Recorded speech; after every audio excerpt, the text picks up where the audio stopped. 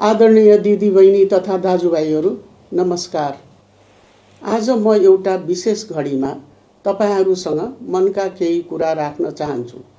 हाम्रो देश फेरि इतिहासको महत्त्वपूर्ण मोडमा आइपुगेको छ। आउँदो फागुन 21 गतेका दिन हामीले आफ्नो र आफ्नो देशको भविष्यको फैसला गर्नेछौँ। मैले यो जिम्मेवारी सम्हाल्दाको समय तपाईहरु सबैलाई सम्झना नै छ। जेन्जी आन्दोलन पछिको त्यो परिस्थिति जटिल, संवेदनशील र चुनौतीपूर्ण थियो। सडकमा युवाहरूको आक्रोश थियो, सबैको मनमा डर थियो र देशकै भविष्य अन्योलमा थियो। त्यो कठिन संक्रमणलाई व्यवस्थापन गर्दै हिंसात्मक मोडबाट शान्तिपूर्ण निकासतर्फ देशलाई डोर्याउनु र संविधानको बाटोमा फर्काउनु हाम्रो पहिलो कर्तव्य थियो। आज मलाई सन्तोष लागेको छ कि हामी त्यो कठिन संक्रमण पार गरेर यहाँसम्म आइपुगेका छौँ। विधिको शासन स्थापित गर्दै संविधानको मार्गमा स्थिरताका साथ अघि बढ्न सफल भएका छौँ। यो उपलब्धि तपाईँ हामी सबै नेपाली जनताको संयम र सहकार्यको परिणाम हो। अब मेरो पहिलो आग्रह तपाईँ मतदाताहरूसँग छ। देशलाई राजनीतिक स्थायित्व र समृद्धिको मार्गमा अघि बढाउनका लागि सबै मतदाता आगामी निर्वाचनमा सरिक भइदिनुहोस्। भोट हाल्नु भनेको केवल चुनाव चिन्हमा छाप लगाई कसैलाई जिताएर पठाउनु मात्र होइन। यो त तपाईले आफ्नो र आफ्नो सन्तानको भविष्य कस्तो बनाउने भनेर लिने निर्णय हो। तसर्थ फागुन 21 गते बिहीबारका दिन अरू काम छाडेरै भए पनि आफ्नो मतदान केन्द्रमा पुगेर मतदान गर्नु हुन म हार्दिक अपिल गर्दछु। दोस्रो कुरा, निर्वाचनको यस सङ्घारमा म सबैलाई शान्ति र अमन चैन कायम राख्न अनुरोध गर्दछु। शान्ति नै नेपालको असली पहिचान हो। चुनावमा स्वस्थ प्रतिस्पर्धा हुन्छ, फरक विचार हुन्छ, तर हामी बीच मनमुटाव र वैमनस्य हुनु हुँदैन। म चुनावी मैदानमा रहनुभएका सबै राजनीतिक दल तथा स्वतन्त्र उम्मेदवारहरूलाई उम्मेदवारीका लागि धन्यवाद दिन चाहन्छु। तपाईहरूको सक्रियताले नै हाम्रो लोकतन्त्र जीवित रहने हो। साथै मौन अवधिमा पूर्ण अनुशासन पालना गर्न र त्यस अघिको बाँकी समयमा संयमित ढङ्गले एक अर्कालाई सम्मान गर्दै निर्वाचन प्रचार प्रसार गर्न म सबै राजनीतिक दल, उम्मेदवार तथा समर्थकहरूलाई आग्रह गर्दछु। यस महान कार्यमा खटिनुभएका निर्वाचन आयोग, सुरक्षा निकायका साथीहरू र सम्पूर्ण राष्ट्र सेवक कर्मचारीलाई म विशेष धन्यवाद दिन चाहन्छु। तपाईहरूको निष्पक्षता र मेहनतले नै यो निर्वाचनलाई स्वच्छ, स्वतन्त्र र भयरहित बनाउनेछ। निर्वाचन आयोगले छोटो र कठिन समयमा कार्यतालिका बमोजिम सबै तयारी पूरा गरेको छ। निर्वाचन निष्पक्ष, स्वच्छ र भयरहित रूपमा सम्पन्न गर्न नेपाल सरकार र आयोग पूर्ण प्रतिबद्ध छन्।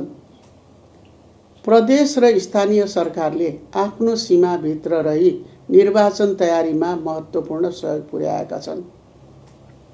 नेपाल सरकारका 4वटै सुरक्षा संयन्त्रले निर्वाचन सुरक्षामा कुनै कमी हुन नदिन आफ्ना सबै स्रोत साधन परिचालन गरेका छन्। सम्माननीय राष्ट्रपतिज्यूले गर्नुभएको अभिभावकीय सहयोगप्रति व्यक्तिगत रूपमा म र वर्तमान सरकार हार्दिक कृतज्ञता ज्ञापन गर्दछौँ। छोटो समयमा नेपालले निर्वाचन व्यवस्थापन गर्न सकेकोमा मित्र राष्ट्रहरू तथा अन्तर्राष्ट्रिय संस्थाहरूबाट पनि उत्साहजनक साथ र प्रतिक्रिया प्राप्त गरेका छौँ। निर्वाचन व्यवस्थापनमा वस्तुगत, नगद तथा प्राविधिक सहयोग प्रदान गर्ने मित्र राष्ट्रहरूलाई म धन्यवाद दिन चाहन्छु। साथै संयुक्त राष्ट्र सङ्घीय निकायहरूबाट प्राप्त सहयोगका लागि पनि आभारी छौँ।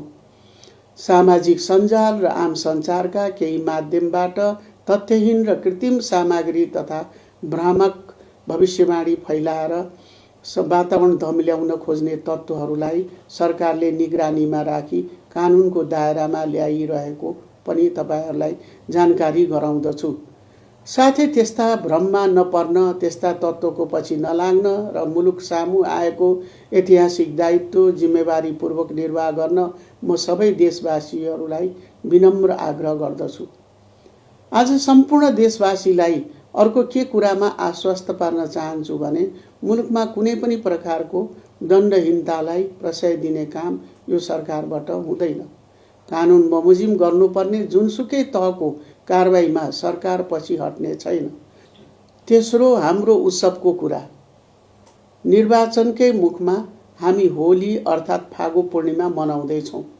यस पावन अवसरमा म देश तथा विदेशमा रहनुभएका सबै नेपालीलाई हार्दिक शुभकामना दिन चाहन्छु। यो रङहरूको पर्वले एकता, सद्भाव र उत्साहको सन्देश दिन्छ। हाम्रो समाजमा रहेको विविधतालाई मजबुत बनाउँछ। निर्वाचनको रङ र होलीको रङ मिलेर देशमा नयाँ उत्साह छाओस्। तर म आग्रह गर्छु, होली मनाउँदा संयम अपनाऊ, कसैको इच्छा विपरीत रङ नलगाइदिउँ। चौथो, एक गम्भीर विषय।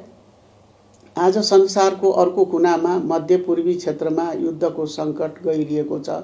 इरान वरपरको तनावले हामीलाई चिन्तित बनाएको छ। विकसित घटनाक्रमलाई नेपाल सरकारले सूक्ष्म रूपमा निहालिरहेको छ। त्यहाँ रहनुभएका हाम्रा नेपाली दाजुभाइ दिदीबहिनी र युवाहरूको सुरक्षा हाम्रो ठुलो चासोको विषय हो। त्यस क्षेत्रमा रहेका सबै नेपाली नियोगहरूलाई सुरक्षा सहजीकरणमा कुनै कमी हुन नदिन सक्रिय बनाइएको छ र परराष्ट्र मन्त्रालयले सघन अनुगमन गरिरहेको छ। हामी हरदम तपाईहरूको साथमा छौँ। नेपाली जहाँ रहे पनि प्रत्येक नागरिकको व्यक्तिगत सुरक्षा र हितको रक्षामा यो सरकार कटिबद्ध छ। अन्त्यमा, इतिहासकै यो कठिन मोडमा प्रधानमन्त्रीको जिम्मेवारी सम्हालेर देशलाई नेतृत्व दिनुलाई मैले आफ्नो मातृभूमिप्रतिको जिम्मेवारीका रूपमा लिएकी छु। मैले सधैँ न्याय र निष्ठाको पक्षमा उभिएर काम गर्ने प्रयास गरेँ।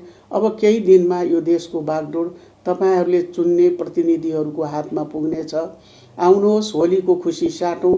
फागुन 21 गतेको निर्वाचनलाई शान्तिपूर्ण, स्वच्छ र ऐतिहासिक बनाऊ। धन्यवाद।